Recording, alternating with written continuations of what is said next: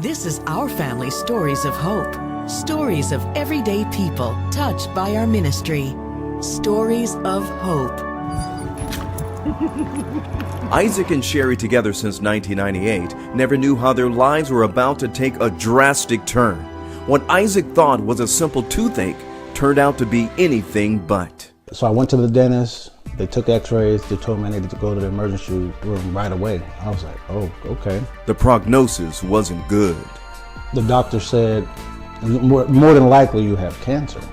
Sherry's fears realized. And you're visualizing him dying. So I was like, oh man, the look on my wife's face was just shattering because she lost both of her parents to cancer about a year and a half prior. It was a tumor the size of a grapefruit in his lower jaw. They're gonna have to remove about 95% of your lower jaw. His worst nightmare was coming true. Probably my whole life I had the spirit of death on me because my father died when I was young, so I thought I was gonna die. And I just see my life shaping up with my father's early death. Always a spirit of early death on me. To save his jaw demanded radical surgery. Isaac thought he faced certain death, but Sherry wasn't having it.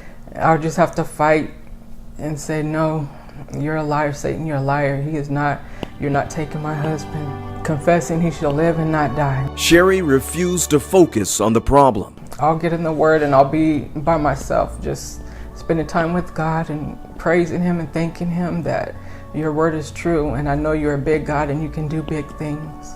I didn't tell everybody. I told a few people. I told my pastor. Pastor Godot prayed for them, but they knew sharing it with others could lead to possible disaster. Because I didn't want anybody interjecting fear, doubt, disbelief into my life. I already had to deal with the enemy on my own. After 11 intense hours of surgery, his jaw was replaced. The procedure, a success, but the doctors warned Isaac there would be weeks of rehabilitation. They were wrong. I spent about a week on a walker and that was it. You know, they were like, what?